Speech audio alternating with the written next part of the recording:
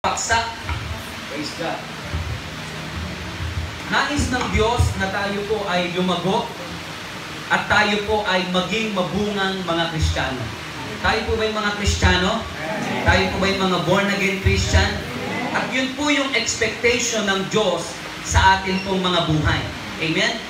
At wala pong mangyaring paglago sa atin pong pananampalataya at wala pong mangyaring pagiging mabungang Kristiyano hanggat hindi mahasik yung salita ng Diyos sa ating mga buhay. Amen? Ano sabi po sa may verse 1? Si Jesus ay nagtuturo. Amen? Tingnan niyo po dyan sa may verse 1. Mark chapter 4 verse 1. Ganito po yung senaryo. Si Jesus ay nasa may lawa ng Galilea. Imagine niyo po si Jesus ay nasa lawa. Maraming mga taong gustong makarinig ng salita ng Diyos. Sa sobrang dami na gustong makinig ng salita ng Diyos, saan na si Jesus naupo para magturo? Nasa bangka na siya. Na-imagine niyo po ba? Si Jesus ay nasa bangka at napapalibutan siya ng mga tao na nasa dalampasigan. Amen po ba? At sa pamagitan po ng pagtuturo ni Jesus, doon po nagsisimula yung kanyang paghahasik ng salita ng Panginoon. Amen? At yung salita ng Panginoon ay hinalintulad sa buto o sa binhi. Praise God. Pwede bang buksan natin ang isang ito? Pakisuyo na. Saan po hinalintulad yung binhi o yung salita ng Diyos? Pwede niya ako isang piraso lang. Para maunawaan natin kung gaano ka-powerful ang tinatawag po na binhi o ang tinatawag po na buto. Okay? Ano sabi po dyan sa may verse 2? At sila'y tinuruan niya ng maraming bagay. Ayan. Ano po ginawa ni Jesus sa may verse 2? Tignan niyo po, ang Bible po ninyo. Okay, verse 2. At sila'y tinuruan niya ng maraming bagay sa pamamagitan ng talinghaga. Okay. Tuwing si Jesus ay nagtuturo, lagi siyang gumagamit po ng talinghaga. Ngayon, ito yung talinghaga. Verse 4. Merong isang magsasaka. Anong ginagawa niya? Siya ay nag-aasik ng binhi. Amen? Na-imagine niyo po ba yung senaryo, yung kwento? Nag-aasik siya ng binhi. At sa kanyang pag-aasik, merong iba't ibang uri ng pinagbagsakan ng buto ng binhi. Okay? Ang isa, nalaglag saan? Tabi ng daan. Ang isa, yung binhi, nalaglag sa mabatong lugar. Na-imagine niyo po ba? Ang isang binhi, saan nalaglag? Sa madamong lugar o dawagan. Amen? At ang isang binhi naman ay nalaglag sa matabang lupa. Unawain po natin itong mabuti, mga kapatid. Wala pong problema sa quality ng binhi o sa buto, which is ang salita ng Diyos. Amen? Lahat ng iniasik, maganda ang klase ng binhi. Naintindihan po ba natin? Ngayon, saan po nagkaroon ng problema? Bakit hindi tumubo at hindi lumago ang mga bining nasik sa iba't ibang lugar? Saan po nagkaroon po ng problema? Ayun, sa klase ng lupa. Amen? Naintindihan po ba natin? Nagkaroon po ng problema sa tinatawag po na hasikan o pinagtaniman ng binhi. Naintindihan po ba natin? Now, ano po yung inihahasik ng tinatawag na magsasaka? Yung salita ng Diyos. Ito po yun. Si Jesus ay nagtuturo at sa kanyang pagtuturo, yun po yung way para maihasik yung salita ng Diyos. Kanino maihasik yung salita ng Diyos? Sa mga tao, sa atin. Ano sabi po ng tinatawag na Corinthian? Kayo ay bukirin ng Panginoon. Ang ating mga puso ay hinalintulad sa isang bukirin. Nakakita na ba kayo ng bukid? Kung hindi pa, mamaya punta tayo sa bukid. Okay? Nakakita na ba tayo ng bukid? Okay. Basahin natin yun. 1 Corinthians chapter 3. Ayan. Verse 9. Ano sabi dyan? Kami parehong mga manggagawa ng Diyos. O simulan natin sa may verse 5. 1 Corinthians 3 verse 5. Sapagkat sino si Apolos at sino si Pablo? Kami mga lingkod lamang ng Diyos na kinasangkapan niya upang akayin kayo sa pananalig kay Kristo. Ginagawa ng bawat isang gawain tinanggap niya sa Panginoon. Ako ang nagtanim, si Apolos ang nagdilig, ngunit ang Diyos ang nagpapatubo at nagpapalago. Dito ko po kinuha yung ating paksa. Ano pong ginagawa ng Diyos? Pinapatubo niya, pinapalago niya. Hello? Alin yung pinapatubo at pinapalago ng Diyos? Yung salita ng Diyos na inihasik ni Apollo at saka po ni Pablo. Tuloy natin.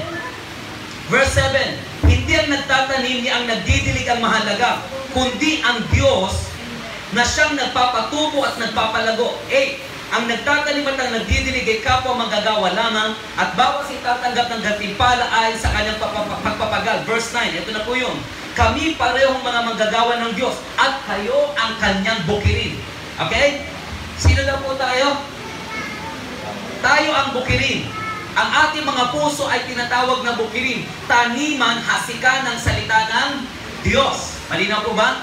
At si Apollos at si Pablo ay mga manggagawa lamang upang tayo ay ano po, akayin, papalapit kay Kristo. Paano ba tayo naaakay papalapit kay Kristo? Sa pamagitan ng paghahasik ng salita ng Diyos sa ating puso. Kaya kapag ang ating puso ay nahasikan ng salita ng Diyos, yung salita ng Diyos ay tumubo at lumago, patuloy tayong mapapalapit kay Kristo. Malinaw po ba? Kaya hindi pwedeng lumago ang salita ng Diyos sa buhay natin kung walang salita ng Diyos na nahasik. Kaya yung salita ng Diyos kailangan maihasik. Kailangan maitanim yung salita ng Diyos sa ating mga puso. Amen? Pero hindi sapat na matanim lang. Kailangan tumubo, lumago, mamunga. Tanda po natin, ang pinakang destiny ng lahat ng buto ay maging fruitful. Amen? Anong silbi ng puno kung walang bunga? Ano ang nakaka-attract sa puno? Yung kapal ba ng dahon? Yung dami ba ng sanga? Hello? Anong nakaka-attract? Yung bunga.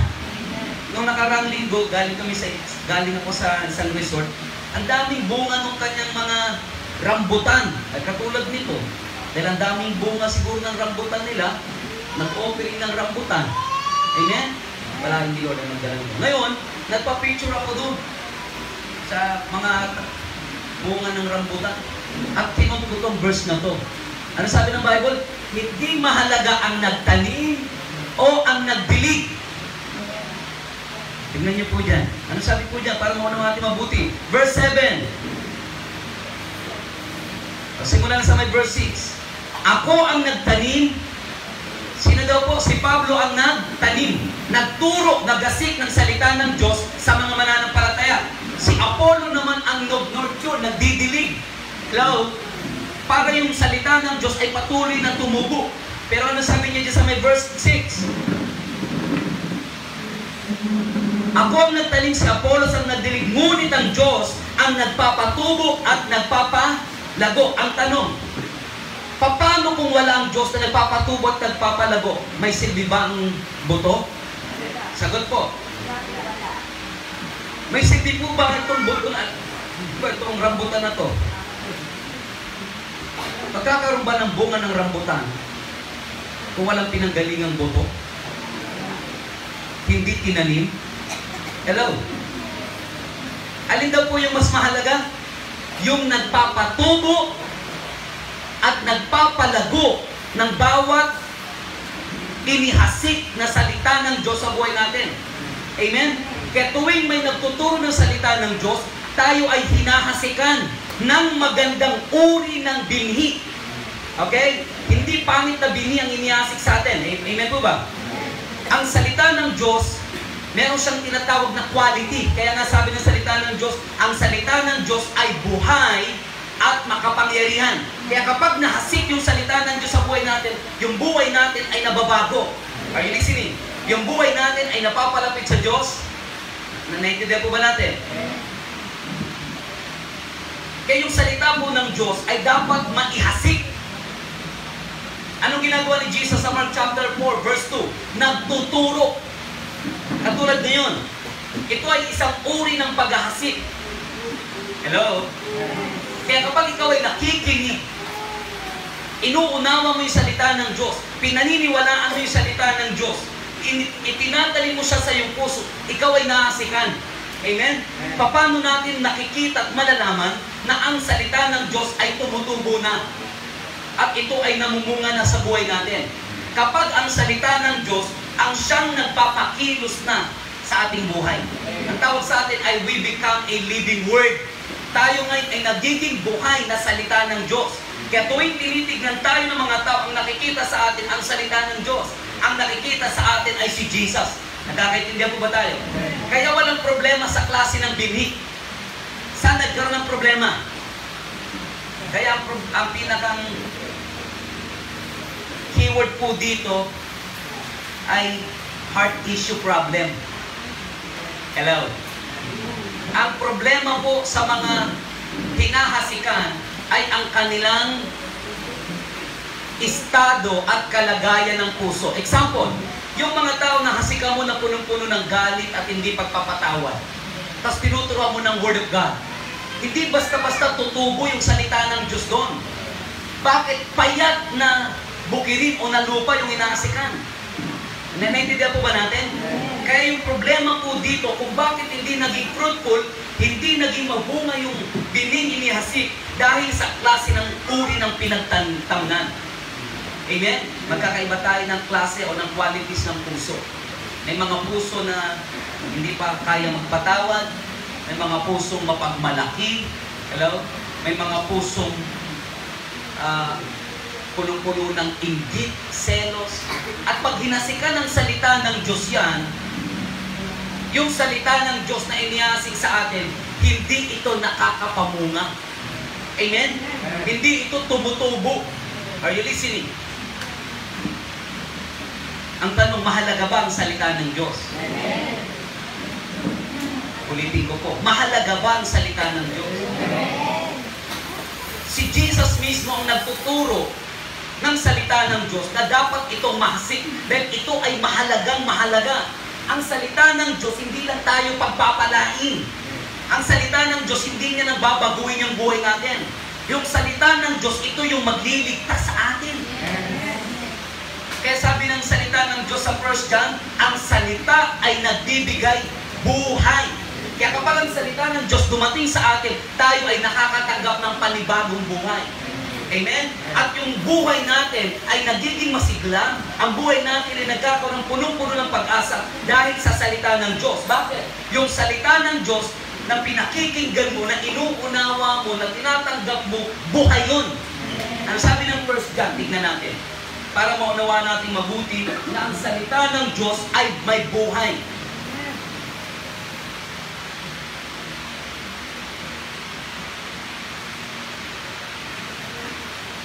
First John chapter 1 verse 1.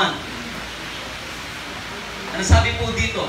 Sumusulat kami sa inyo tungkol sa Kanya. Nasa simula pa ang salita. Ano daw po? Sumusulat kami sa inyo tungkol sa Kanya. Nasa simula pa siya na. Ang salitang nagbibigay buhay. Siya'y aming narinig, nakita, at napagmasdan. Hello, naunawa po ba natin? Sabi ni John,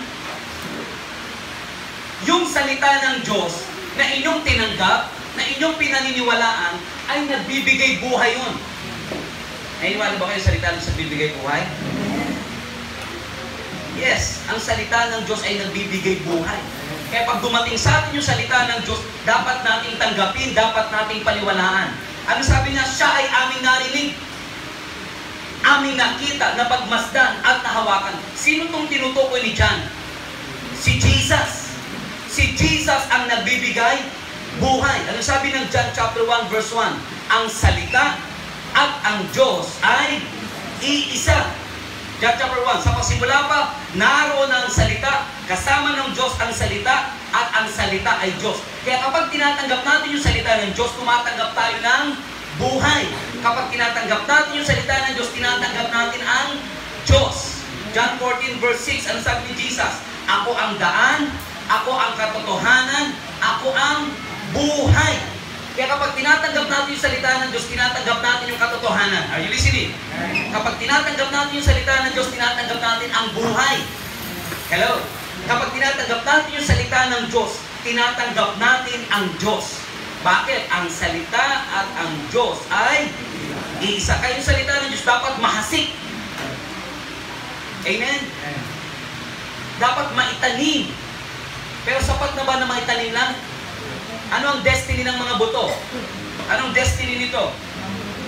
Maging mabunga. Amen? May mga Kristiyano kapag tumutubo rin salita ng Diyos, masaya na.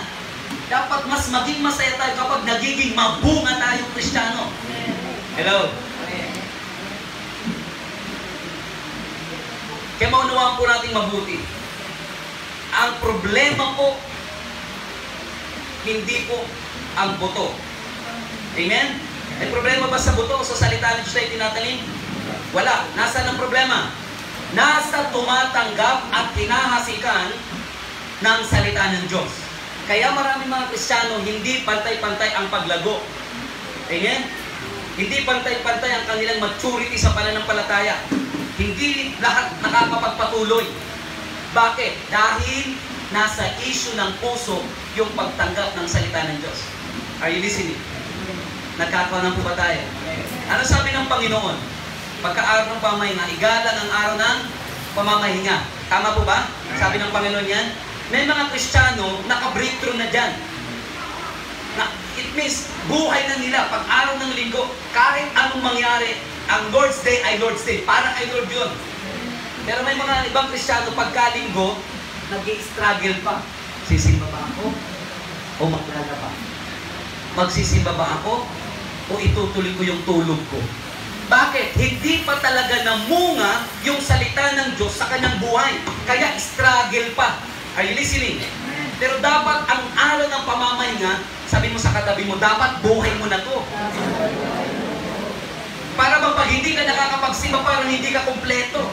Parang may kulang pag hindi ka nakakadalo ng gawain. Parang walang nakakaunaw siya sabi niya. Kaya ano po ang dapat madil kapag inihasik ang salita ng Diyos? Ang dapat madil ay ang ating puso. Yung kondisyon ng ating mga puso. Amen? Kapag hinahasikan tayo ng salita ng Diyos, pinaniniwalaan ba natin or nire-refuse natin? Hello? Pag dumadating sa atin ang salita ng Diyos, tinatanggap ba natin o nagre-resonate tayo? Hello? Kasi useless yung salita ng Diyos. Kahit gaano kaganda at napakabuhay ng salita ng Diyos, pag hindi mo tinanggap yan, pag hindi mo pinaniwalaan, hindi natin pinagsikapan na lakaran, useless yung salita ng Diyos. At yung benefit ng Word of God, which is ang salita ng Diyos, hindi magmamanifest sa buhay po natin. Gusto ba natin mag-manifest yung blessing ng Word sa buhay natin? Kaya nasabi ng Bible, huwag kayong maging tagapakinig lamang. Amen? Hindi sapat na maraming, alam ko na yung verse na yan, alam ko na yung tinuturo ni pastor. Kapatid, iba yung alam mo na sa knowledge lang, iba yung binago ka ng Word of God. Amen? Maraming mga Kristiyano, maraming alam sa Bible, pero yung buhay nila, ang layo sa salita ng Diyos. Sabi ng Bible, mahalin mo ang iyong kaaway. Alam nila mahalin yung kaaway. Pero pag inaway sila, anong ginagawa? Inaaway din, sunugan ko ng angka. Kala ko ba, Kristiyano ka? Bakit ganun ang response? Sabi ng Bible, pag inaway ka, pag binato ka ng bato, ano sabi ng Bible? Batuhin mo ng tinapay, ipanalangin mo ba? Amen? Kaya yung word ay mahalaga, natanggapin. Bakit? Una, pag tinanggap mo yung word, nagbibigay ito ng buhay. Dahil sabi ng Matthew 4, di lamang sa tinapay nabubuhay ang tao, kundi sa bawat salita ng Diyos na namumutawi sa kanyang bibig. Kaya tuwing tayo nakikinig ng salita ng Diyos, mga kapatid, unawain natin ito mabuti. Lagi natin dapat tanggapin ng may pananampalataya yung salita ng Diyos. Pag tayo nakikinig ng salita ng Diyos, walang ibang gusto ni Lord na kausapin dito, kundi ikaw at ako. Are you listening? Hindi yung katabi mo, hindi yung ibang tao. Sino gusto kausapin ni Lord? Tayo. Kaya pag tayo nakikinig ng word, huwag tayong mag-iisip na, naku si pastor, pinapatamaan na naman ako. Kaya sabi mo sa katabi mo, hindi ka pinapatama ni Pastor. Amen? Sino nagpapatama sa'yo? Ang banal na Espiritu ng Diyos. Para makonvict tayo, para magbago tayo, at para tayo ay maging mabungang Kristiyano. Ano ang patunay na tayo mabungang Kristiyano? Meron tinatawag na transformation. Yung buhay mo dati hindi na makita. At ang nakikita na sa buhay mo ay nagiging Christ-likeness. Unti-unti mong nagiging kawangis ka mukha ang Panginoon. Bakit? From glory to glory, binabago tayo ng salita ng Diyos. Kaya yung salita ng Diyos, mga kapatid, hindi pwedeng ihiwalay sa atin ito. Then ang salita ng Diyos, pagkain ng iyong spirito. Amen? Pwede ba tayong hindi kumain literal? Hindi ka kumain ng almusal, tanghalian, hapunan. Pwede ba tayo hindi kumain? Maliban mag-fasting ka. Pwede, no? Pero pagkatapos mag-fasting, kakain ka na naman. Tama po ba? What happened pag hindi ako kumain? Almusal, tanghalian, hapunan. Manghihina. Pagkatapos manghina, mamamatay agad. Huwag mo mamamatay agad. Ang bilis naman. Nang hina lang, patay na agad. Gano'n? Hindi. Manghihina ka muna. Magkakasakit. Tapos magkasakit, patay agad. Huwag muna patay. Maghihingal ka muna. Di ba? Amen? Pagkatapos maghingal ang sunod, mamamaala muna.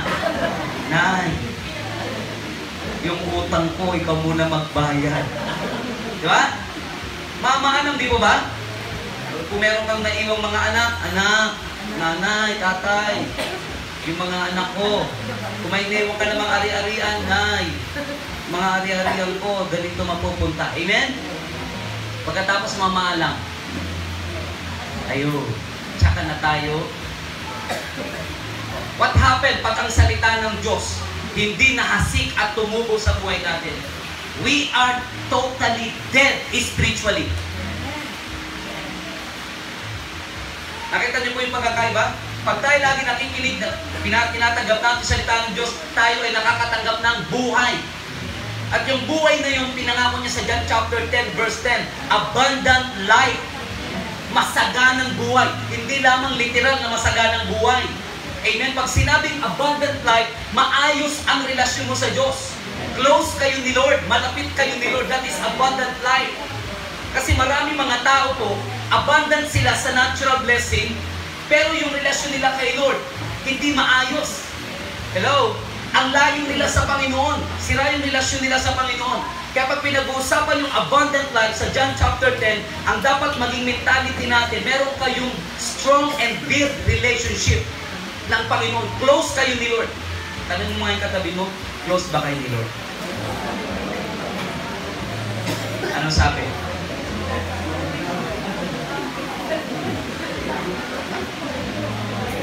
Gusto ba natin ng abundant life? Nagdidesire ba tayo ng abundansyang buhay? Number 1, dapat maihasik yung word. Amen? Sapat na ba na maihasik yung word? Maitanim yung word? Hindi pa sapat na maitanim lang.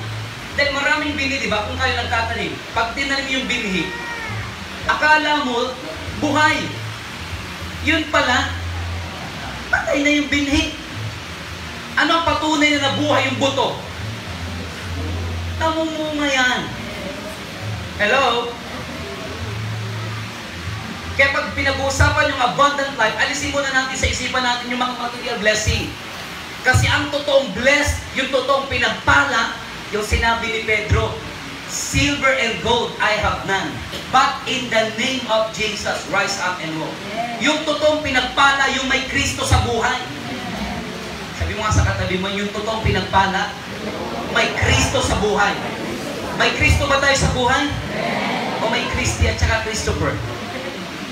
Kung totoong may Kristo ka, you are blessed.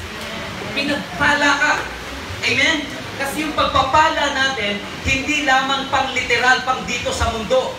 Yung pagpapala natin, umaabot hanggang pangwalang hanggan. Kaya nga sabi na, ang sino mang sumampalataya sa kanyang, bibigyan niya ng buhay na walang hanggan. Amen? Kaya hindi sapat na maitanim lang yung word. Dapat mag-grow. dapat maging fruitful, mamunga. Amen po ba? Kaya ano pong problema po dito? Heart issue. Pag inasik yung word, ano nangyari? Kung bakit hindi tumutubo, hindi lumalago, hindi namumunga? May galit, may kasalanan, hello, may inggit. Yun po ay mga bagay na nagiging dahilan para maging payat yung ating puso. Saan ninalinturan yung puso natin? Sa bukirin, sa lupa. Amen? May kausap po ba? Kaya ang puso, hindi yan taniman ng galit, sama ng loob, di pagpapatawad. Yan ay taniman ng salita ng Diyos. Bakit? Sabi ng Bible, from the bottom of your heart, the mouth speak. Kung anong laman nito, yan ang lalabas sa bibig mo. Tingnan mo yung mga taong in love. Di ba? Pag taong in love, girlfriend niya, boyfriend niya, bukang bibig niya. Tama po ba? Pag ang tao rin puno ng problema, bukang bibig niya. Naiintindihan niyo ba siya sabi ko? Pero yung in love kay Lord, bukang bibig niya si Lord. Hello? Naiintindihan niyo po ba? Ay ba tayong tumayo? Tayo tayong lang. Ang maraming Diyos, tinataas ko po sa inyo ang puso't isipan ng inyong mga anak sa umaga. Ano man po ang mga dahilan sa gabal, Panginoon, upang hindi matanggap at maunawaan ang salita mo. In the name of Jesus. In Jesus' name, maaaring ito'y alalahanin. Sa pangalan ni Jesus, Holy Spirit, we allow you to move in this place. Speak to us. Buksan niyo po ang aming spiritual na mata, spiritual na tenga, especially rin ang aming mga puso. Maging matabang lupa, Panginoon, pagasikan ng salita po niyo. Thank you, Lord. We bless you, we honor you. In Jesus' name. Tayo makakaupo. Okay. Ano pong sabi ng word? Kapag tinatanggap natin ang salita ng Diyos, tumatanggap tayo ng, ano tinatanggap natin? Buhay. Pag tinatanggap natin ang word, tinatanggap natin si Jesus. Kasi yung si Jesus at ang word ay iisa. Amen po ba?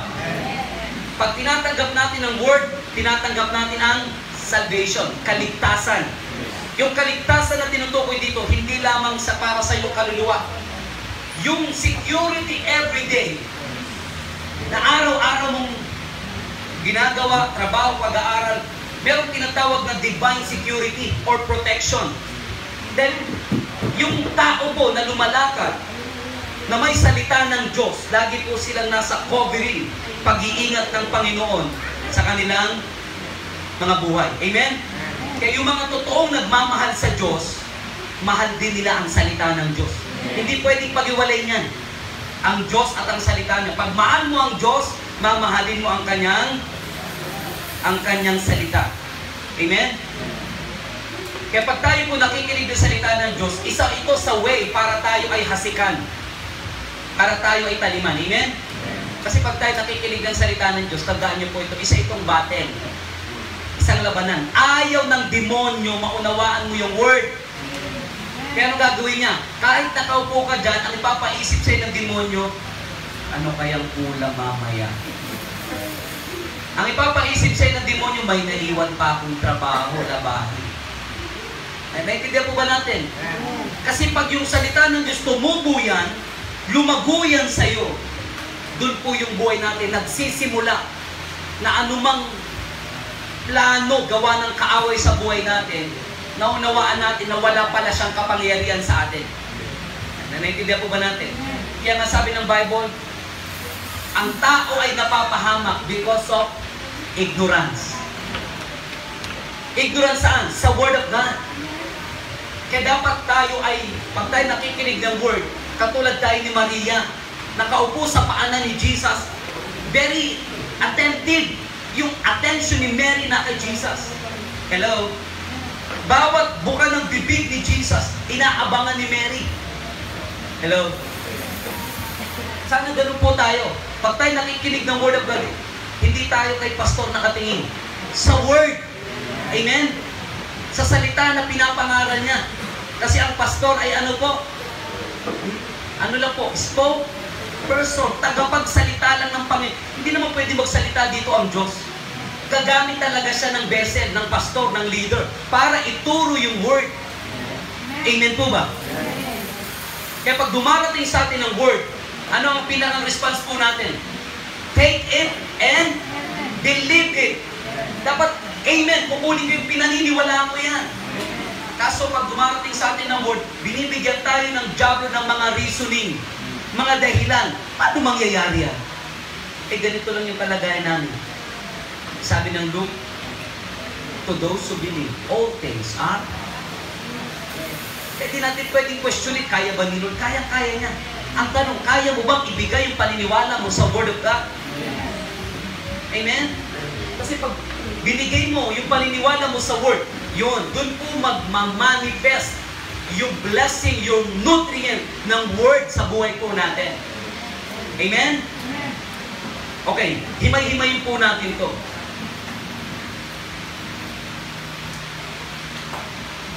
Ulitin ko po yung tanong kanina, ano ang destiny ng seed, ng buto? Tumubo at mamunga. Amen? Kung ikaw ay magsasaka o magtatanim ka ng anumang klaseng may buto, o sapor, palay, bakit ka magtatanim? Anong intention mo? Umani ng, amen? Palay. Amen? Yun ang intention. Si Jesus, bakit siya nagtatanim? Bakit siya nagtuturo? Ang intention niya, yung mga tao na nakikinig ng salita ng Diyos, makita niya nagbabago yung buhay. Makita niya pinagpapala yung buhay. Naiintindihan po ba natin? Makita niya yung mga tao ay nagiging pagpapala sa mga kapwa nila. Yun yung expectation ni Jesus sa mga nakikinig sa kanyang pagtuturo. Isa-isay natin. Number 1, saan nalaglag yung unang binhi? Sa tabi ng daan. Punta tayo sa Mark chapter 4. Mark chapter 4, verse 4. Sa kanyang paghahasik, sino ang naghahasik? Sino naghahasik ng binhi? Si Jesus. Amen? Tuwing nangangaral ng pastor, ang naghahasik sa atin, si Jesus. Are you listening? Sabi ni Pablo sa 1 Corinthians, ako ang nagtanim, si Apollo ang nagdilig. Amen? Ang mga pastor ay instrumento ng Diyos para tayo ay hasikan ng salita ng Diyos. Amen? Ano sabi po dyan? Verse 4. Sa kanyang paghasik, may binhing nalaglag sa tabi ng daan. Amen? Ano sunod po na nangyari? Dumating ang mga ibon, tinuka ang mga iyon. Habang si Jesus nangangaral, nagtuturo, ano ginagawa ng ibon? Yung binhi na nalaglag sa tabi ng daan, tinutuka niya. E paano pa tutubo? Paano pa mamumunga kung tinuka na ng ibon? Imagine niyo po, paano po? Hindi na. Mamamatay na yun. Amen?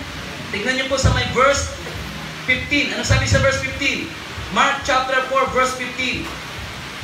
Ito ang nasa tabing daan na nahasikan ng salita. Pagkatapos nilang mapakinggan ito, pagdakay dumarating si Satanas at inaalis ang salita ng Diyos na nahasik sa kanilang. Anong ginagawa ni Satanas? Verse 15. Pwede ba dito man tumingin mga mata ninyo? Anong ginagawa ni Satanas? Sabi niya, at ang mga bini namang nalaglag sa daan ay ang mga tao nakikinig ng mensahe ng Diyos.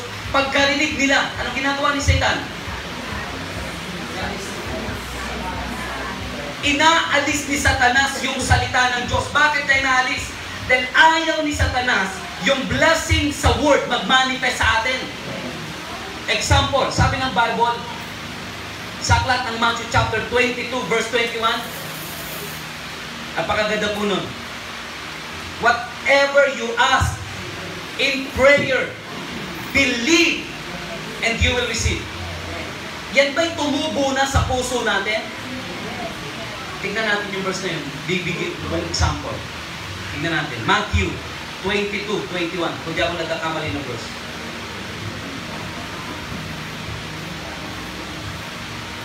Matthew 21, sorry. Verse 22. Matthew 21, 22.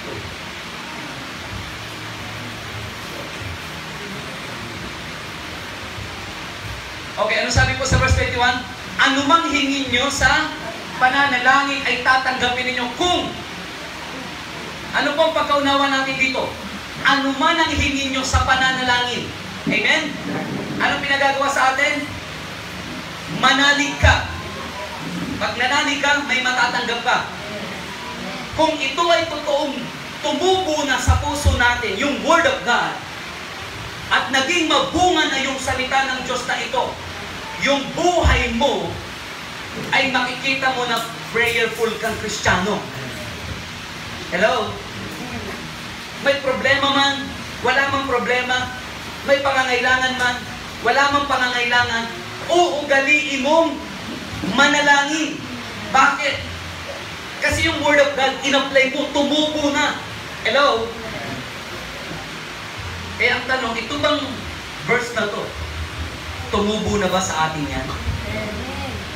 Namumunga na ba yung Word of God na yan sa buhay natin? Kasi ang ganda po niyan, ano mang hingin nyo, take note, ano man ang pangailangan, ano man ang desire mo, ano man, blank check. Hello?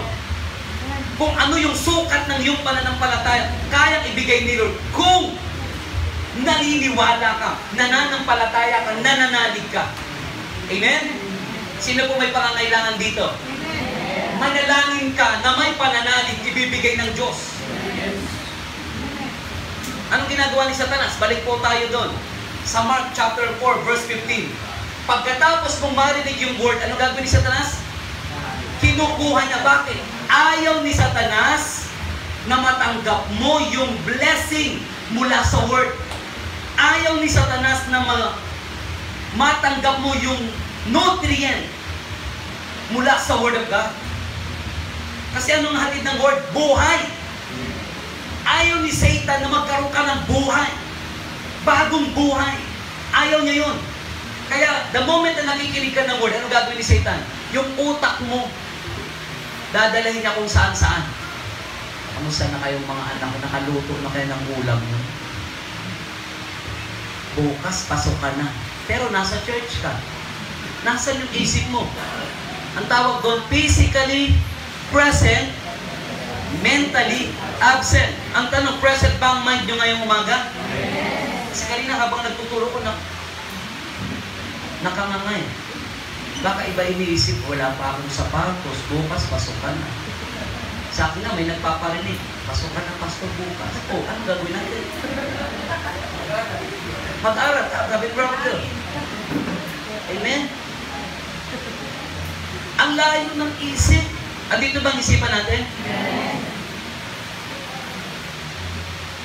Yun yung ginagawa ni Satan. Pag dumadating yung word, agad-agad niyang inaalis. Kaya pag nakikinig ng word, dapat mayroong ballpen, may notebook. Kasi hindi lahat kayang i-absorb ng utak natin. Dapat mayroong cellphone, nire-record o kaya sinusulat. Bakit? Mabilis tayo makalimot. Tanungin ko po kayo, anong preaching ng linggo? Nakarang linggo? Ha? Diba nakalimutan na natin lahat? Pero kung may take note ka, babalikan mo yun. Faith without action. Iba yung preaching ng linggo? Bakit di nakakalimutan? Kasi naging buhay sa iyo yung word. Hello? Ito sabi ng Bible, ang pananampalataya, walang kalakip na gawa ay patay. Kahit si Satanas nga nananampalataya, nanginginig pa. Pero anong kaibahan natin kay Satanas? Si Satanas, di nagpapasakop sa Diyos, hindi sumusunod sa Diyos. Tayo ng mga anak ng Diyos, nagpapasakop sa Diyos, sumusunod sa Diyos, at nagmamahal sa Diyos. Yun ang kaibahan natin. Bagamat si Satanas nananampalataya, tayo rin ay nananampalataya. Kitang-kita yung pagkakaiba. Amen? Kaya pag hindi tayo nagpapasakop sa Diyos, hindi tayo sumusunod sa Diyos, ang tanong, ano ang kahibahan natin kay Satanas? Mukha lang tayong tao, pero ugaling demonyo. Ang sakit pakinggan, ano po? Pero yun ang totoo. Bakit ginagawa ni Satan yun? Kasi kinukuha niya yung word. Tandaan niyo po walang ibang nanakawin ng Diyos sa atin kundi ang word. Bakit? my people will perish because of lack of knowledge. Napapahamak ang tao dahil walang alam sa Word of God. Kasi pag alam mo yung Word of God, alam mo kung gamitin niya. Example, may kakulangan. Ano sabi ni Lord pag may panahon ng kakulangan? Hanapin si Bombi and Bombay pag may pangangailangan. O hanapin kay Lord. Ano sabi ni Lord? If you ask in my name, I will give it to you. Di ba? Amen po ba? Ano po naman ang ginagawa ng Satan? Kaya tuwing tayo nakikinig ng Word, tuwing tayo nag-aaral ng Word, hindi sapat yung mind. Kahit gaano ka pa katalino. Kahit gaano kataas ang IQ mo. Hello? Tapos nagsusulat. Hello? Kung hindi naman magsulat, tamad ka magsulat, mag-record ka na para meron kang babalikan. Amen? Kaso bakit kailangan magsulat? Kasi pag mahalaga sa'yo, ikikip mo. Ulitin ko po. Pag mahalaga sa'yo, iingatan mo. Mahalaga ba sa inyo ang inyong pananampalataya? Iingatan mo ang inyong pananampalataya. Mahalaga ba sa iyo ang salita ng Diyos? Iingatan mo yan sa iyong puso. Para di makalimot, isusulat. Amen? Para may babalikan ka, ay, ito pala yung pagtuturo ni Lord yung nakarang linggo. Faith without action is dead. Amen? Ang tanong, papayag po ba tayo na kunin lang ni Satanas yung word? Kaya maraming mga Kristiyano po, hindi nagbabago yung buhay. Hindi na pagpapala yung buhay. Hindi nagagamit ng Panginoon. Bakit? Kinukuha lang ni Satan yung word. Ang ganda ng mensahe, ang ganda ng pangangaral. Pero yung word nawawala. Kinukuha lang. Kaya tanungin mo, anong preaching ni Pastor Noligo? Nakaka-bless yung joke ni Pastor. Sa dami ng pagtuturo, joke lang ang naalala. Di ba? Tanungin mo, saan, anong title? Basta maganda. Bless na bless nga ako. Ano yung message? Bless na bless talaga ako. So, sobrang bless, hindi masabi mo ano yung natutunan. Hello? Anong ginagawa ni Satan dito? Yung binhin na asik sa tabi ng daan, pagkatapos silang marinig, kukunin agad. Aalisin agad. Paano kinukuha ni Satan yung mga word of God? Dadalahin niya yung isip natin sa mga hindi magagandang bagay. Amen? Ngayon, ang nasa isip mo, word of God, pag-uwi mo mamaya. Kapag conscious ka sa preaching ngayon, kahit nasa bahay ka, dala-dala mo yan. Kahit nasa school ka, yung word of God, dala-dala mo. Amen? Kaya huwag tayong papayag na kunin lang ni Satan. Bakit? Sayang yung nutrient, yung blessing ng word na dapat sa iyo mag-manifest. Amen? Parang ayaw niyo po. Sayang. Paano ganito? Halimbawa, binigyan ka ng susi ng sasakyan. Binibigay sa iyo yun. Paano mo may enjoy yung sasakyan kung di ka naman marunong mag-drive? Sagot po, problema pa yung sasakyan. Magkahanap ka pa ng driver. Tama po ba? Naging blessing ba yung susi, yung sasakyan sa'yo? Hindi. Kahit gaano kaganda, kahit gaano kamahal yan, kung hindi mo alam gamitin yung word o yung tinatawag na susi, useless yung sasakyan, useless yung susi. And same ang word. Kahit gaano kaganda yung word na naririnig mo, kung hindi mo kaya gamitin, i-apply, gamitin sa araw-araw ng buhay, useless yan, hindi magiging blessing sa iyong word. Kaya pinapadala ang word not only to hear but also to apply. Kaya nga sabi ng James, huwag kayong maging tagapakinig lamang, kundi maging tagasagawa ng salita ng Diyos. Sabi mo sa katabi mo, isagawa natin ang salita ng Diyos. Ano pong sabi? Amen. Isasagawa natin ang word. Amen? Nakakalungkot po itong Kristiyano na to. Pagkatapos siya marinig yung word, wala na. Diba? Narinig yung word, wala na, nakalimutan na. Kaya yung blessing sa word, yung nutrient mula sa word, di niya nagamit. Hello? Hindi siya napagpala ng word. Bakit? Kinukuha ni Satanas. Kasi anong plano ni Satan?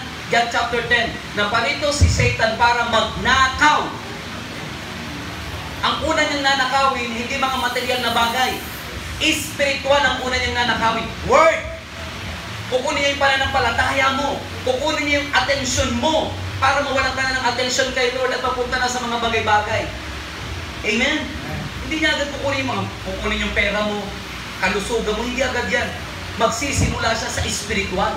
Pag wala ka ng word, doon na magsisimula yung decay. Doon na magsisimula yung mga discouragement. Doon na magsisimula yung mga iba't ibang mga negatibong mangyari sa buhay natin. Kaya mahalaga po yung word. Amen? Kaya sabi ni, di lamang sa tinapay nabubuhay ang tao, kundi sa bawat salita ng Diyos. Kaya kapag may word ka na narinig mula sa Panginoon, punong-puno ka ng buhay. Punong-puno ka ng pag-asa. Maraming mga tao ngayon, wala ng pag-asa. Wala na rin kabuhay-buhay. Mukhang buhay pero patay na. Ang loob. Sira na ang loob. Hindi tuktok, ha? Pinanghihinaan na. Bakit? Wala ng word na naririnig.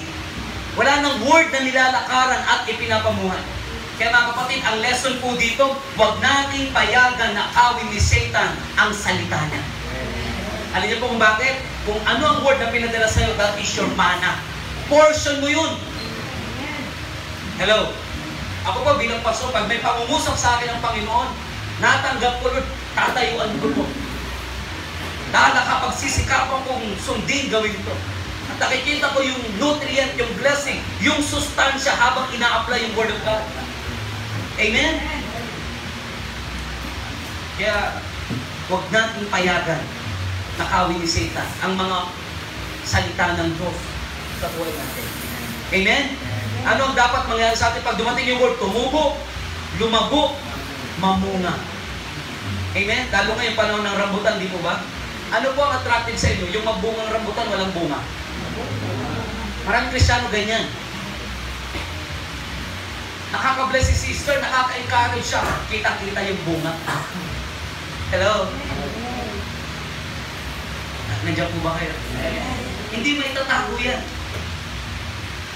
Number 2, yan yung nasik sa tabi ng daan. Ano yung pangalawa? 10 na laglag. Sa kabatuhan. Ano sabi po sa Matthew chapter 4, Mark chapter 4, verse 5. Pwede po dito muna ang mata ninyo. Verse 5. May mga bini namang nalaglag sa batuhan. Bagamat konti lamang ang lupa roon, agad sumibol ang mga bini yaon. Verse 17. Subalit ang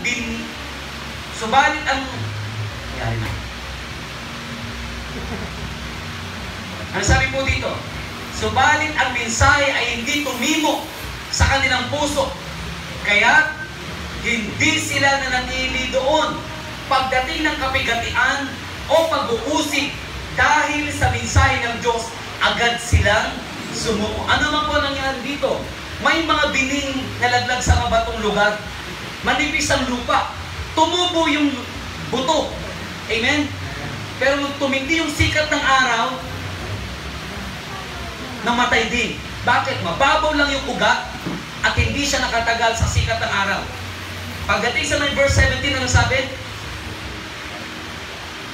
Ang iba naman ay napahasik sa kabatuhan. Pagkarinig nila ng salita, ito'y agad nilang tinanggap.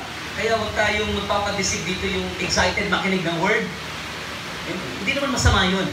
Magandang attitude naman yun. Pag nakikinig ng word, may excitement, joyful. Amen? Ito itong mga Kristiyano na to, pag nakikinig ng word, masaya sila. Hello, maligaya sila na, para bang gustong-gusto gusto nilang pinakikinggan ng word. Pero take note, hanggang pakikinig lang. Ang tanong, may maganda mo may dudulot o pakikinggan ng ang word? Laging magkakabit yan. Pag ikaw ay nakinig ng word, application ang sunod. Ano sunod po? Na verse 17. Ngunit hindi naman tumimo sa kanilang puso. It means hindi natanim. Kaya hindi sila nanatili. Ano yung unang dumating sa kanyang buhay? Kahirapan. Pagdating ng kahirapan o pag-uusig dahil sa salita, agad silang nanglamig. Maraming Kristiyano pag nahirapan, umaayaw na. Amen? May mga Kristiyano pag inuusig, umaayaw na, sumusuko na. Bakit? Mababaw ang pag-uugat ng Word of God sa kanilang buhay.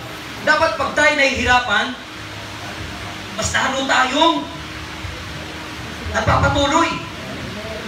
Kaso maraming Kristiyano pag nahihirapan sa pagsunod sa Panginoon, nahihirapan sa paglilingkod, ano naisip? Agawan na to. Ang tanong, sinong lugi? Sinong talo? Tingnan niyo po, nakasik sa kabatuan. Nung nahirapan siya, umayaw. Tingnan mo nga katabi mo. Kahit mahirapan yan, hindi yan aayaw. Amen? Bakit, Pastor? Sabi ng Bible, ang kahirapan o ang pagpipigis ay kasama sa paghahari ng Diyos. Kung si Jesus hindi nagtiis, hindi nahirapan si Jesus, pwede rin di natin maranasan yun. Pero dinaanan ni Jesus eh. Nagtiis din si Jesus, naghirap din siya, at siya pa nga nagpakita ng halimbawa paano magtiis. Amen? Ito mga Kristiyano to, nakaranas ng kahirapan, umayaw. Inusig, kinukutsa sila, pinagbibikahan sila ng hindi maganda. Ang bilis nilang sumuko. Ano nangyari sa word? Tumuko saglit. Pero, namatay din. Ano bang destiny ng word? Tumuko lang saglit, tapos na? Hindi. Ang destiny ng word, maging mabunga. Hindi lang tumubog, maging mabunga. Amen? Example, magtanim ka ng rambutan. Anong inaasahan mo? Ano ang expectation mo? Magbunga ng santol? Ano inaasahan mong bunga? Rambutan din. Amen? Ilang taon ba bago tumubo ang rambutan? Pag nagtanim ka? 5 years? 10 years? Depende siguro sa pag-aalaga. Amen? Bakit siguro? Hindi ko rin tiyak eh. Kasi di ba ako nakapagtanim dito? Ang alam ko lang, matamis ang rambutan. Meron din maasim. Pero ito, proven tested. Matamis.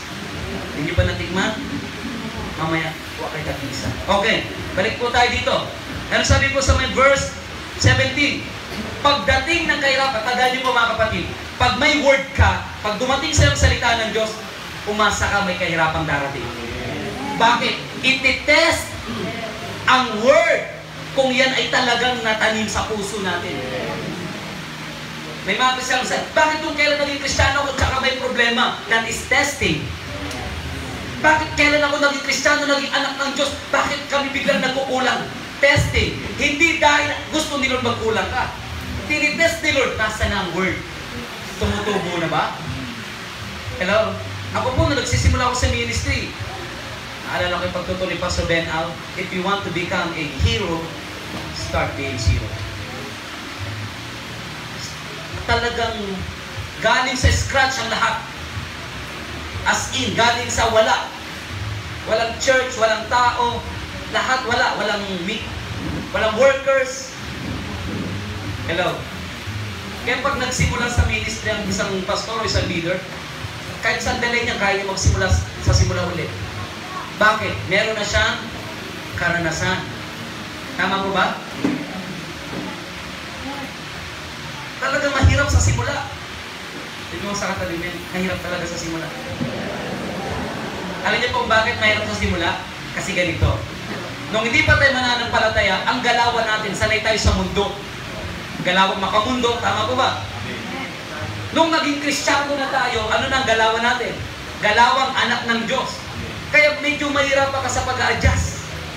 Dati, Pagka nakikita mo may pumapalakpak, tumataas ang kamay, ang tingin mo, buang yun ah. Diba? Ako ganun din ang isip ko dati. Bakit mga umiiyak yun? Wala namang nangaawat, bakit umiiyak? May tatawanan na. Hindi ko alam, isang araw magiging buwang din ako. Tataas na rin ang kamay, iiyak. Because of the Holy Spirit, yun ay manifestation ng Holy Spirit. Bakit? Galing ako sa mundo. Yun ang galawan. Hindi sumasamba sa Diyos, hindi nananalang, walang panahon sa pagsisimba. Biglang nalipat ako sa pagiging anak ng Diyos. Medyo nahirapan ako. Hello? Pero hindi dahil nahirapan tayo, susuko tayo. Dapat the more tayong nahirapan, tandaan niyo po ito.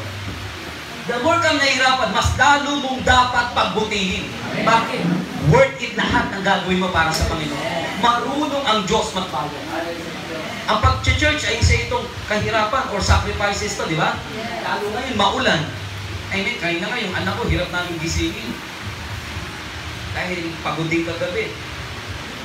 Pero, buhay na natin ito. Amen? Iiyak na naman siya, ilang minuto. Mamaya, titigil din. Tama po ba? Kahirapan yun. Gigis ka ng magang-maga. Sabi rin yun. Tama po ba? Lalo, maliligo ka pa. Naku, pagsubok yun. Pag di ka sanay maligo. Di ba? Malamig ang tubig, pero magtitiis ka. Amen, bakit? Dapat pag nakikipag-date kay Lord, mabango-mabango. Dapat naliligo. Dapat nagpapabango. Bakit? May date ka kay Lord. Dapat poging-pogi ka sa harapan ni Lord. Magandang-maganda ka. Hindi ka nagpapaganda, nagpapagwapo sa katabi mo. Kayo ka nagpapapogi. Papaganda kay Lord. Kaya huwag kang magpupunta sa church na walang ligo. May tabihan. Sabi ni Lord, I feel your presence.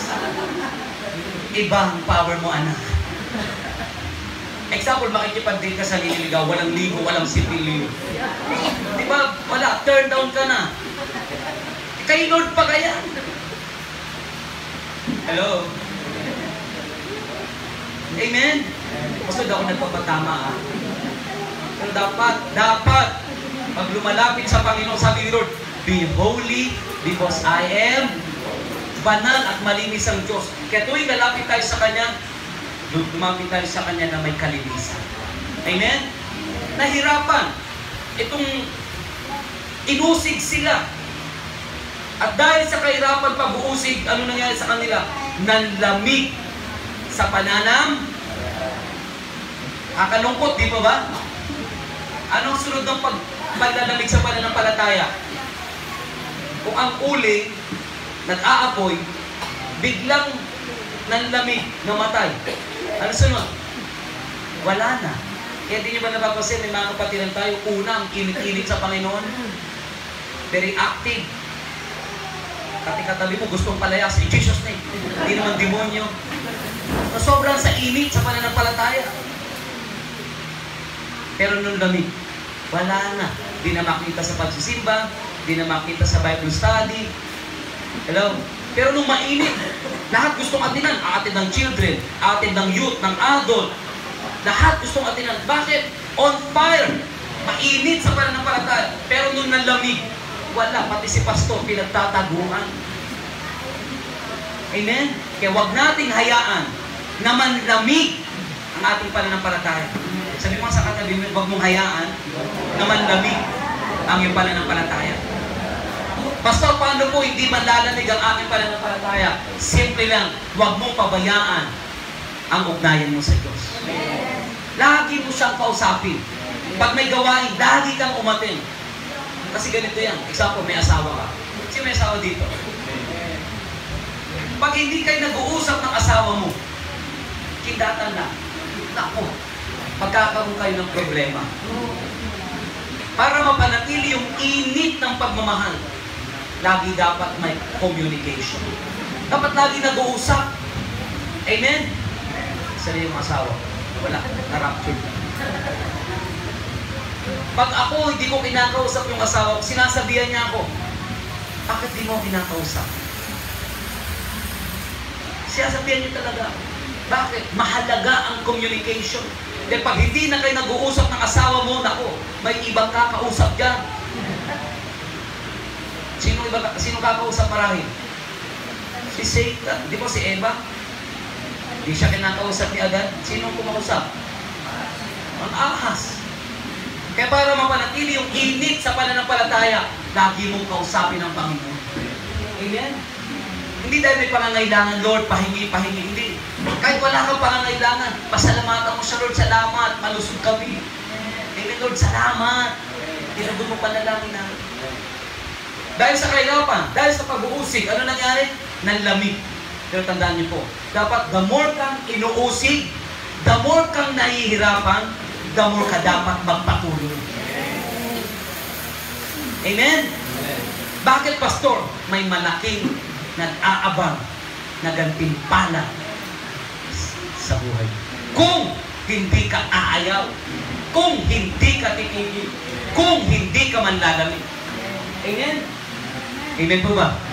Kaya pag nararamdaman mo na lalamig ka, pumunta ka sa mga kapatiran na maiinit sa pananampalataya, makipag-fellowship ka, makipag-prayer life ka sa kanila o prayer partner sa kanila para muli manumbalik yung init sa pananampalataya.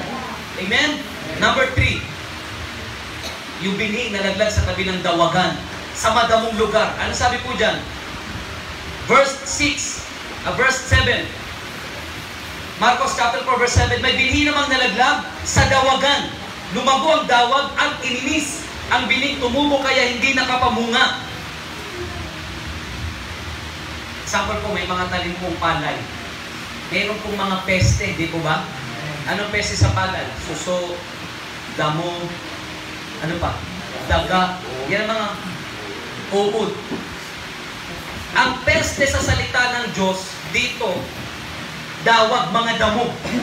Bakit? Imbis na makuha lahat ng buto, yung nutrient mula sa lupa, may umaagaw na iba. Hello? Anong lesson yan? Maybe meron tayo sa puso natin, unforgiveness spirit. Hello? Pusong di nagpapatawad, mapagmataas, kasalanan. Hindi talaga makakatubo ng maayos yung word. Bakit? Ang sabi ng Word of God, iniinis niya. It means, inaagaw ng damo yung sustansya na dapat mapupunta sa buto, sa bini, sa salita ng Diyos. Nakikinig pa mo ba kayo? Kasi kung hindi, natitigil ko na ito. Verse 7, ano sabi po? May mga bini naman nalaglag sa madamong lugar o matinik. Nang lumago ang mga damo, anong ginawa? Sinakal nito. Nakita niyo po? Kaya kapag sa puso natin may inggit dyan, may galit, may hindi pagpapatawag, may kayabangan, isa yun sa sumasakal sa Word of God. Kaya hindi siya. Kaya tanong, ano ang maaaring maging sagabal para sa buhay po natin na hindi tumubo at lumago yung Word? Hello? Ikaw lang makakasagot yan dahil ikaw lang ang nakakakilala sa sarili mo. Ano yung maaaring sumakal o pumigil para hindi tumubo yung Word of God sa buhay natin? Business sa buhay? Relationship? Hello? Anything na makakapigil para hindi tumubo yung Word, yun ay isang uri ng damo na matinik. Amen? Ano dapat gawin po dito? Para po makatubo at makapamunga yung buto o yung salita ng Diyos. Ipaalis sa Panginoon yung mga damo. Hello? Ipaalis yung mga tinik, yung kasalanan, yung pagmamalaki, yung inggit sa puso natin. Hello? Nandiyan po ba kayo? Basahin nga natin yan para maunawaan natin itong tinatawag na mga tinik na to, mga damo na pumipigil sa paglago ng Word. Matthew chapter 15, verse 18. Matthew 15:18.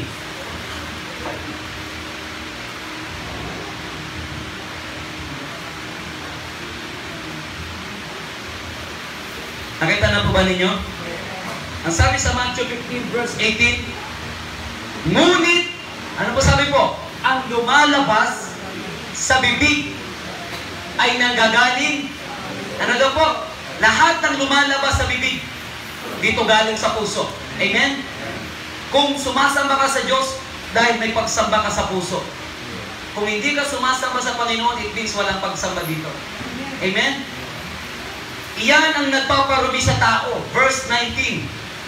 Sapagkat sa puso nang gagaling ang masamang, sa puso nang gagaling ang masamang kaisipan? Sa puso. Hello? Kaya may pumapatay, may nagnanakaw, kaya inaaway ang katabi natin o ibang tao. Dahil sa puso nang gagaling ang masamang, hello, nandiyan pa ba kayo? Pag-iisip, ano ba po? Pagpatay. Saan galing ang pagpatay? Sa puso. Pangangalunya. You know the word, pangangalunya? Kung ikaw ay may asawa na at kinindatan ka, anong gagawin mo? I-rebuke mo. Demonyo ka, in Jesus' name, lumayas ka. Dahil kung may asawa ka na, dapat yung siya lang ang mamahalin mo. Amen? Hello? Kasalanan ang pangangalunya. Amen po ba?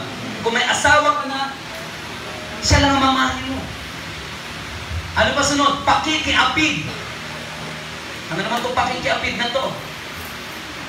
Sex outside marriage. Nakikipagtali ka sa babae o lalaki na hindi kayo kasal. Are you listening? Kasalanan ba yon? Yes, saan galing yung kasalanan yan? Kaya pag may pakikiapid sa puso, makikita mo sa natural, gagawin niya yan. Kasi kung anong laman nito, lalabas dito, ikikilos niya. Kaya ano dapat mangyari sa puso? Maging matabang lupa. Amen? Para tumubo yung word. Ano pong sabi mo dyan? Pagnanakaw. Saan galing ang pagnanakaw? Sa puso. Pagiging saksi sa kasinungalingan. Paninirang puri dun sa kind of chismis. Okay?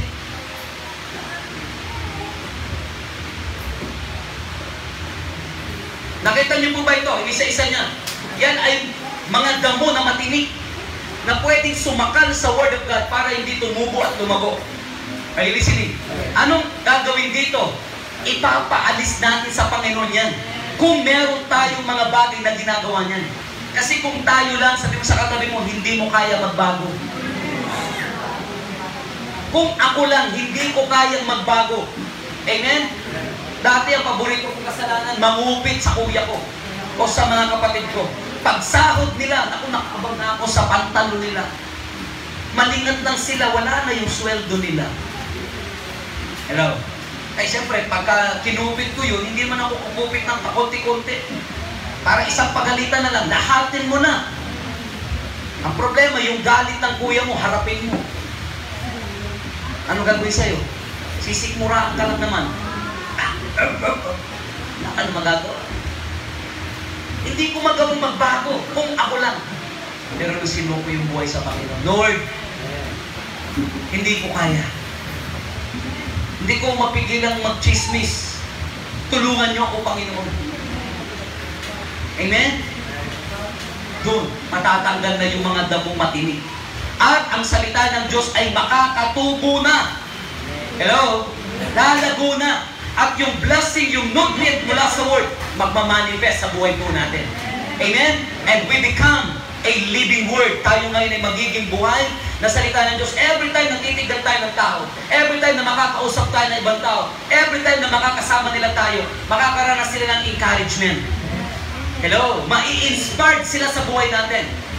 Tayo ay magsisilbing liwanag at asin sa kanilang mga buhay.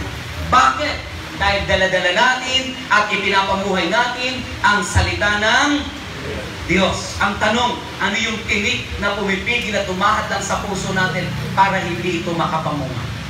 O yung Word of God. Ikaw lang ang makakasagot niya. Amen? Pang-apat, ito na po. Matabang lupa. Yan mga katabi mo. Pastor, mataba lang.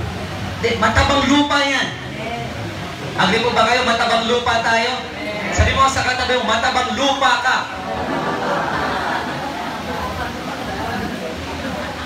Sino rito gusto mo maging matabang lupa ka? Sino dito agree na tayo ay matabang lupa? Sabi ng Panginoon, galing alabok. Yamang sa alabok kayo galing, sa alabok babalik din tayo. Amen? Kaya talaga tayo ay taniman ng Word of God. Ngayon, paano tayo magiging matabang lupa? Ito po yung tamang response. Pag narinig mo yung Word, hindi mo sasabihin, ay kay sister to, ay kay brother to. Pag narinig mo ang Word, it means that is for you. Are you listening? Para sa iyo ang Word, para sa example sa akin. Habang pinagbubulay-bulayan ko itong Word ng Panginoon, binigay sa akin ito ng Panginoon Monday pa lang. Habang pinagbubulay-bulayan ko ito, minimeditate ko ito, ang Word sa akin ng Panginoon, manatili na maging matabang lupa ng salita ng Panginoon. Bakit?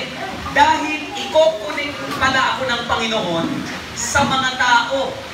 Hello?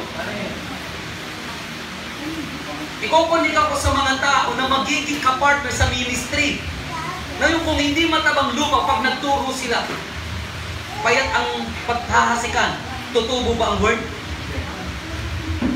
Hello? Kaya binigay sa akin ito ng Panginoon. Sabi mo nga sa katabi mo ulit, matabang lupa. Pastor, paano ko po malalaman na ako ay isang matabang lupa? Gusto ba natin malaman na tayo ay magiging matabang lupa? When you hear the Word of God, our first response, take it and believe it. The moment na maunawaan mo yung Word, dumating sa iyo yung Word, anong gagawin mo? Hindi ka magre-reasoning. Hindi ko kayang gawin yan. Hindi yan para sa akin. Yun ay reasoning pagdadahilan. Amen? Pag dumating sa iyo ang Word, anong una mo ng response? Hindi mo po questionin ang salita niya. Totoo ba yan?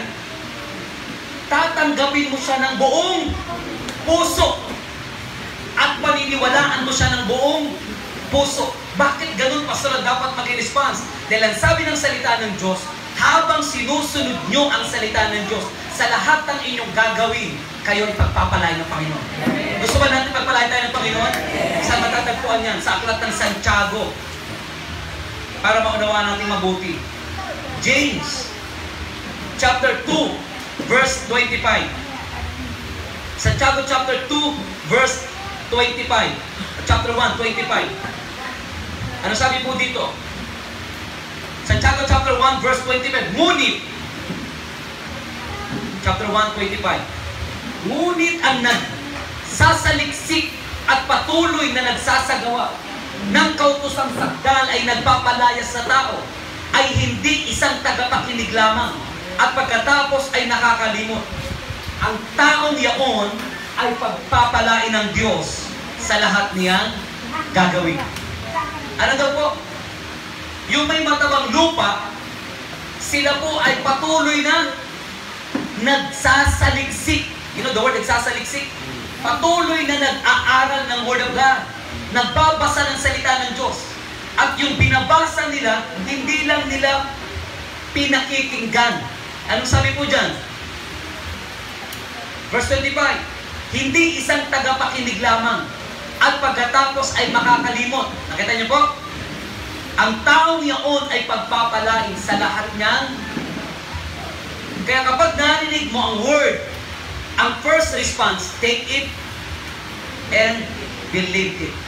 Hindi magpo-question, hindi magre-reasoning. Pero kapag hindi mo naunawaan, talk to your pastor. Are you listening? Kasi may mga word talaga na minsan ang hirap unawain.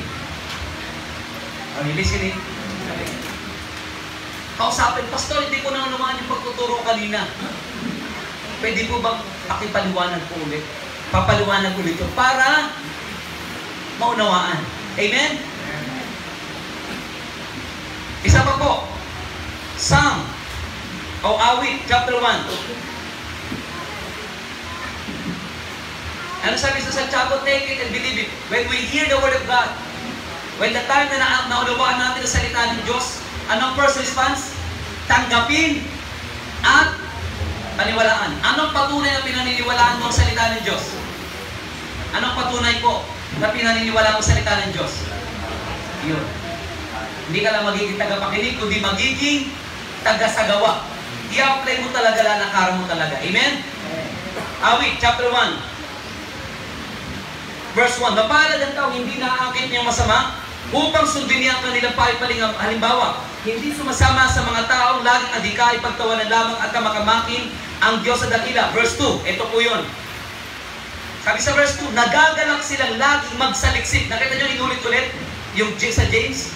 Tapos sa Psalm chapter 1, nagagalak siya magsaliksik ng banal na aral. Ang utos ni Yahweh binubulay sa gabi at araw. Ang katulad niya isang punong kahoy sa tabing batisan. Sariwa ang mga daw lagi namumunga sa kapanahunan. Ano sabi po ulit ito? Anuman ang gawin na katitiyak magtatagumpay. Ano sinabi sa Santiago? Anuman ang gagawin na katitiyak tatagumpay. Gusto ba natin na anuman ang ating gawin na katitiyak magtatagumpay tayo? Gusto ba natin magtagumpay? Lagi po, lagi. Dapat nandyan ang Word of God. Hello? Lagi dapat ipamuhay, lakaran ng Word of God. Hindi lang pagkalinggo. Hindi lang pagka nagkasama-sama tayo. Amen? Ang salita ng Diyos, Lunes, lalakaran mo. Martes, i-apply mo. Wednesday, Thursday, Friday, every day of your life. Yung salita ng Diyos ay daladala mo sa iyong buhay. Amen po ba? At kapag nangyari po yun, ano sabi niya? Katulad ka ng isang punong kahoy sa tabi ng batis. Praise God.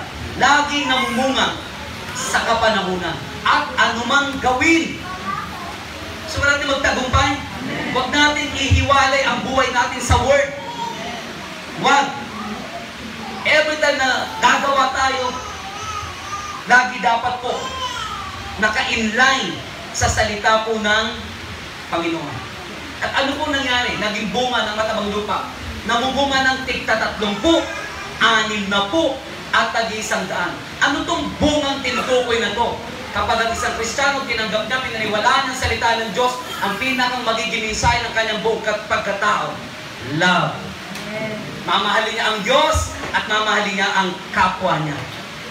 Amen? Ano ang bunga ng Espiritu ng Diyos?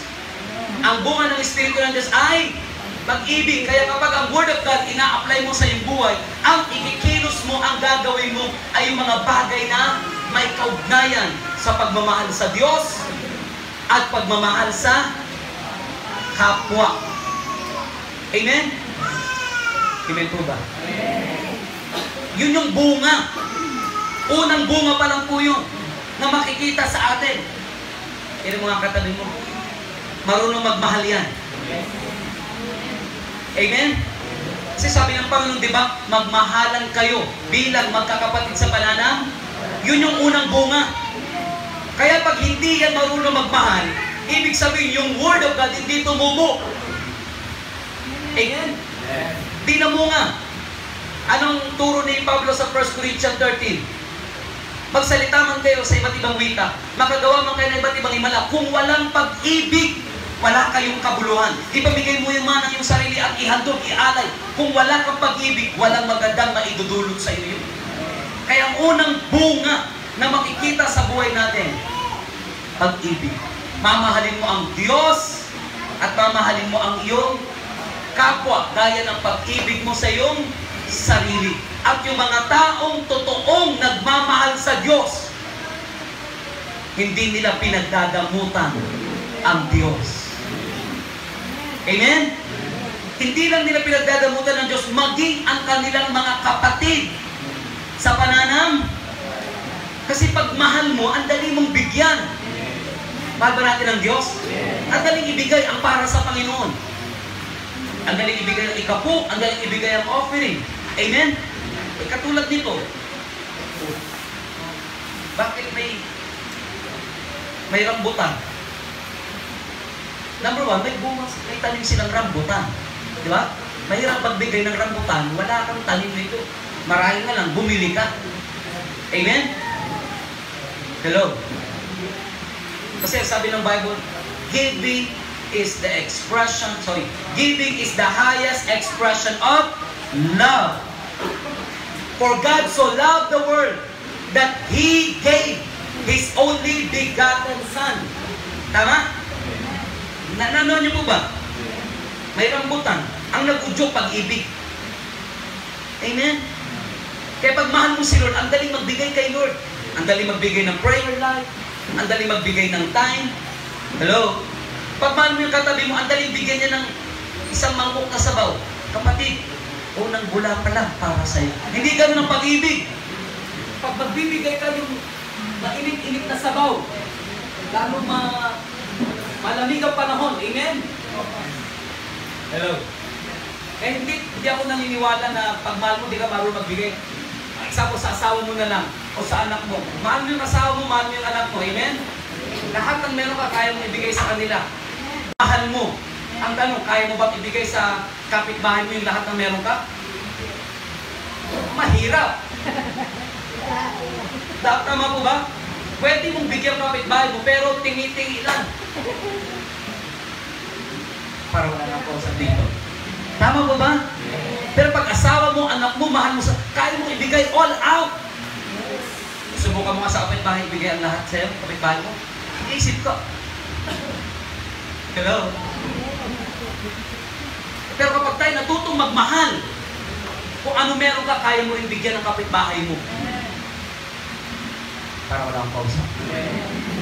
Nagluto ka ng sinigang na baboy, may sobra. Si sister siguro wala pang ulam yun. Dalahan ko nga. That is love.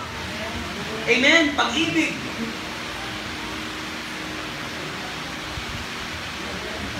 Kaya yun yung unang bunga, pag-ibig. Ano yung pangalawa? Galatians 6. Joy.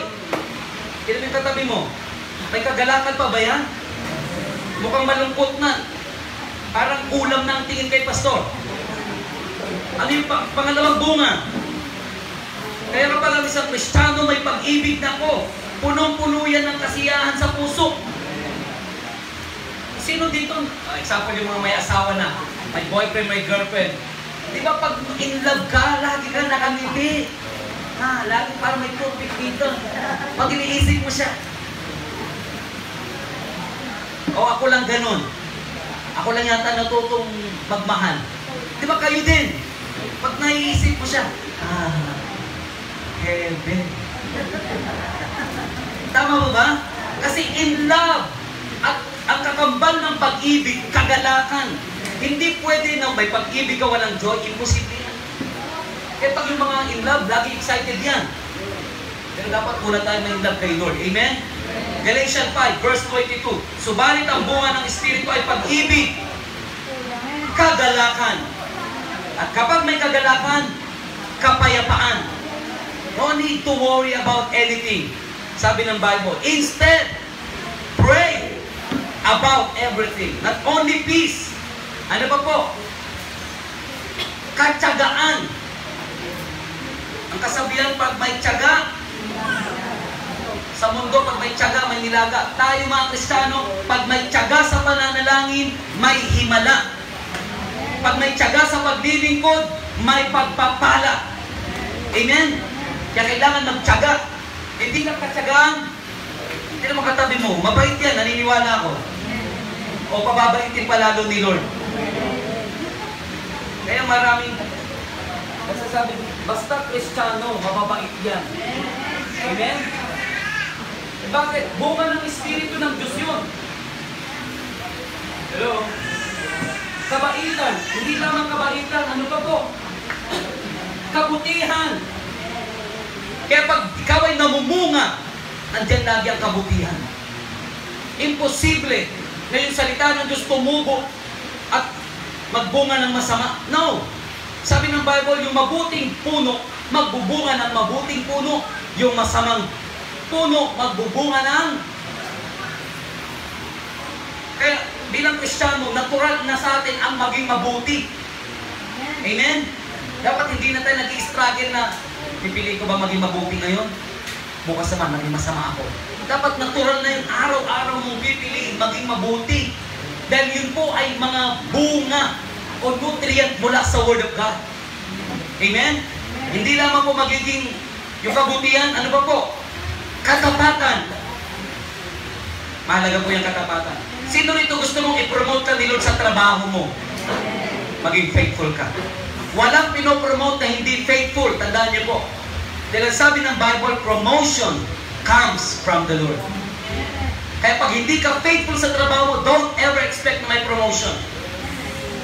Amen? Pero pag faithful ka dyan, maliit man yung trabaho mo, po-promote ka ng Panginoon. Amen? Hindi lamang po maging faithful, ano pa po? Maging may nahon. Kay nahunan. Maraming mga Kristiyano, kailangan natin to. Amen? Especially mga nanay, mga tatay. Mabilis maubos ang ating pasensya. Amen? Kainahunan. Hindi lamang po kainahunan, ano pa po? Pagpipigil. Kapatid, mahalaga po ito. Pag wala tayong pagpipigil, sabi ng Proverbs, kung gusto mong sakupin ang isang lungsod at wala kang pagpipigil sa sarili mo, hindi mo kayang sakupin yun. Anong ibig sabihin doon? Kung hindi mo kayang maghintay at gumawa ng plano para lusubin ang isang lungsod, di mo masasakop yun. Anong lesson? Mahalaga na matuto tayong magpigil. Amen? Lalong-lalo na, narasyon na ba na awayin kayo nung bata pa kayo? Pero, sa talong, mo talagang kumbaga na eh. Kristiyano ka, ang gagawin mo. Isa lang, Jesus name, gano'n? Sabi ng Bible, ang mga anak ng Diyos, dapat di nakikipag-away. Amen? Kailangan na pagpipigil. Ano man ang sinasabi nila sa'yo? Magpigil. Amen? At yan po yung 9 fruits of the Holy Spirit. 9 yan. Ang tanong, sa 9 fruits of the Holy Spirit, alin na dyan ang fully developed sa buhay mo? Love. May love na ba tayo? Meron na ba tayong tinatawag na joy? May peace na ba tayo? Tanong po yan. Alin na po dyan sa 9 fruits of the Holy Spirit ang fully developed o meron ka na nakikitang nagbubunga? Mahaba na ba pasensya mo? May kabutihan na ba tayo? May pagtsatsaga na ba tayo? Hello?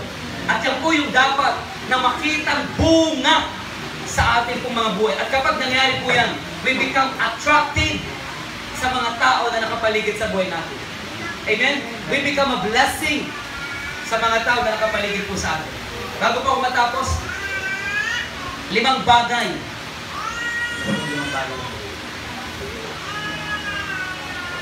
Ito po yung dapat natin i-expect kapag tayo po ay naging fruitful bilang mga Kristiyano. Kapag ikaw ay namunga, ikaw ay lumago bilang Kristiyano, 5 bagay ang dapat mong asahan na mangyayari sa iyong buhay. Amen? Number 1, whatever you do, God will prosper it. Ano man ang ginagawa mo, ipa-prosper ka ni Lord.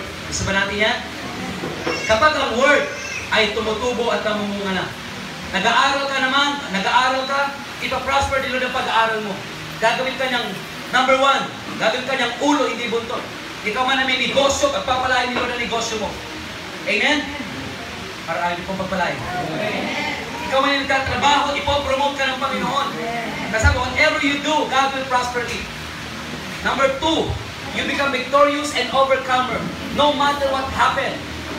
Kapag ikaw po ay naging fruitful, tumubo na, namunga na yung word, anuman ang pagdaanan mo sa buhay, mananatili ka mapagtagumpay at malalagpasan mo lahat ng hamon sa buhay. Sabi natin yun? Maging mapagtagumpay at malagpasan lahat ng mga hamon sa buhay. And number 3, you become a blessing to other people. Ikaw ay magiging pagpapala sa mga tao sa paligid mo. Gusto niyo ba maging blessing? Kapag nakita ka nila, makikita nila sa iyo si Jesus, makakakuha sila ng kalakasan sa iyo, muli sila magkakaroon ng encouragement sa pamagitan ng iyong buhay. Ano po yung number 1? God will prosper you. Number 2, you become victorious and overcomer. And number 3, we become a blessing to other people's lives. And number 4, you become Christ-likeness. Ito po yung mahalaga. Habang tayo sumusunod na bumuhay sa salita ng Diyos, tayo ay nagiging kawangis kamukha ng Panginoong Yesus. Sino pa nagiging kamukha natin? Si Kristo. Kaya pag si Satanas ang nagiging kamukha natin, Ibig sabihin, hindi tayo nagiging mabunga. Yung salita ng Diyos hindi tumutubo. Amen? Sino pa dapat maging kamukha natin? Si Jesus. Pang-apat, God will glorify in your life. Walang ibang mapaparangalan sa buhay mo, kundi si Jesus. Not you. Hindi yung sarili mo. Amen? Sino pa mapaparangalan sa buhay natin? Si Jesus. Ang Diyos. At yan po yung 5 bagay na i-expect mo kapag yung word ay tumubo, kapag ang word ay namunga sa ating pong mga buhay. Amen po ba? Dahil sabi ng Bible, greater things are not yet to come. Kaya sanayin natin ang ating mga sarili na i-apply ang salita po ng Panginoon. Amen? Now, ang tanong po ngayon, bago tayo manalangin, tayo po ba nagnanasa na maging matabang lupa ang ating mga puso? Tumubo ng tig-30, tumubo yung word ng tig-60, tumubo ng tagi-100. Gusto ba natin maranasan yun? Huwag nating ihiwalay ang sarili natin sa salita ng Diyos. Ang lesson lang po dito, mga kapatid, kung ano yung word na narinig mo, na naunawaan mo, pagsisikapan mo sa tulong ng Holy Spirit, na ito po ay iyong ipamuhay. Amen? Dahil pag dilakaran mo ang word, maniwala ka. Ang daming nutrient, ang daming blessing na nakapaloob sa Word of God. Isa na doon yung pangako ni Lord. The Lord is my shepherd, I shall not want. Si Yahweh ang aking pastol, hindi ako Gusto ba natin tayo magkulang? Mahalin natin ang Word, mahalin natin si Jesus, and believe me, kung may kakulangan ka ngayon, tutundo ka niya ng Panginoon, tatapusin niya ng Panginoon, at papalitan niya ng masaganang buhay. Diba nung linggo pinag-usapan natin about prosperous life? Masaganang buhay. When we obey, ipa-prosper ni Lord ang buhay natin. Amen? Kaya wag na tayong lumayo pa sa Panginoon. Dahil merong magandang future na inihanda at inilaan ang Diyos sa buhay nating lahat. Bagamat minsan nagtatagal, magpatuloy ka na. Dahil sabi ni Lord, when the time is right, hallelujah, when the time is right, I, the Lord, will make it happen. Pag oras na para pagpalain ka, walang sino ang makakapigil niyan. Pag sino na magbukas ang pintuan, kahit sino pumigil, walang makakapigil. Oras na, panahon na. Amen? Diba pagpatak ng ulan, kaya pa natin pigilan yan? Kahit anong prayer mo, ulan bumalik ka in Jesus' name. Sabi ni Lord, oras na para umulan. Uulan talaga. Kaya nga ang awitin, Lord, uulan ng biyaya sa buhay namin. Amen? Kaya mahalin natin ang salita ng Diyos. Mahalin natin ito. Hatid dito ay buhay. Hatid dito ay kaligtasan. Amen? Hindi tayo ipapahamak ng word. Kaya huwag nating piliin pag tayo nakikinig ng word, ay hindi para sa akin yan.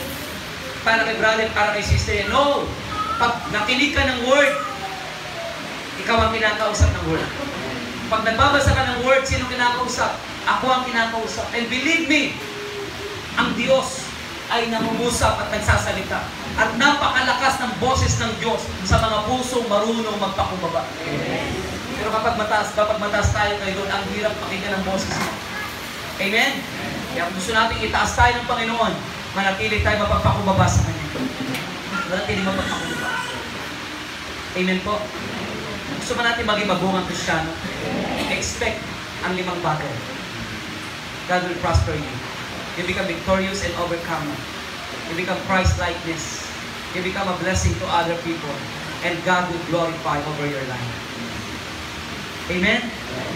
Ano ba tayong lahat yung muko? O sabi natin ng Panginoon.